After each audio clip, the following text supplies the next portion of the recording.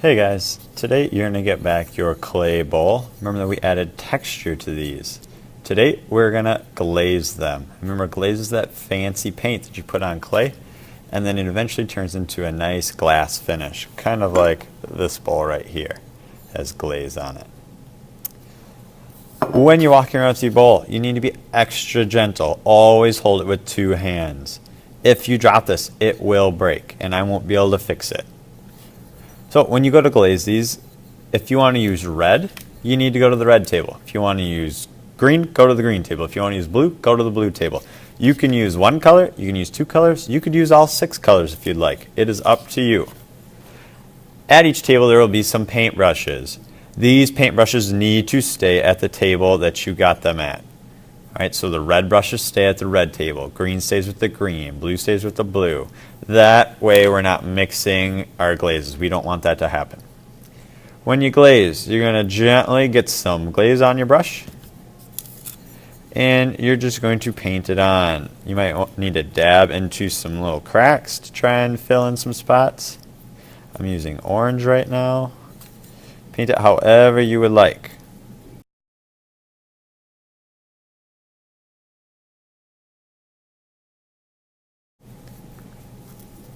Also, don't forget to paint the back side. However, when you paint the back side, this is super important. We cannot paint the part of the bowl that touches the table when I set it down. Alright, so usually there's kind of like this circular area that usually sits on the table. You cannot glaze that. So you're going to see that I'm kind of glazing around the edge of it.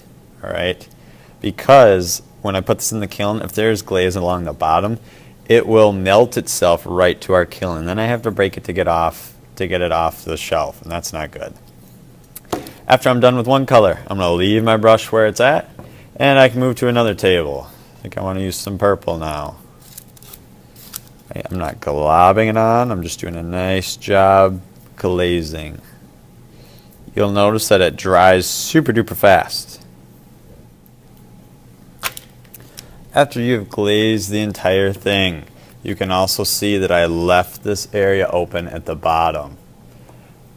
I need to go and I need to reglaze everything a second time. So I'm going to put another coat of glaze on. Try to remember which colors you use. So I'm going to put orange on top of my orange, red on top of red. Don't forget to do the back side of it as well. That's because if we don't put enough glaze on, it won't show up very well. So we need to put 2 coats on. Actually, we're going to put 3 coats on. But I usually put one entire coat of glaze on first. Then I go back and I do it a second time. And then I'm going to go back and do it a third time after I've done all of these. Notice I'm smoothing out my glaze.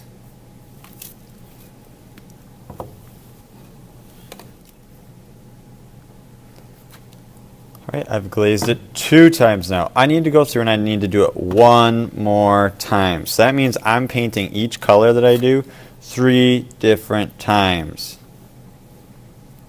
Alright, so you can see I'm going through and I'm adding one more coat of glaze.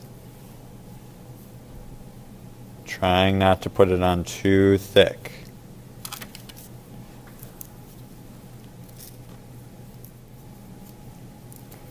Alright, when you are all finished, these are going to go on the back counter.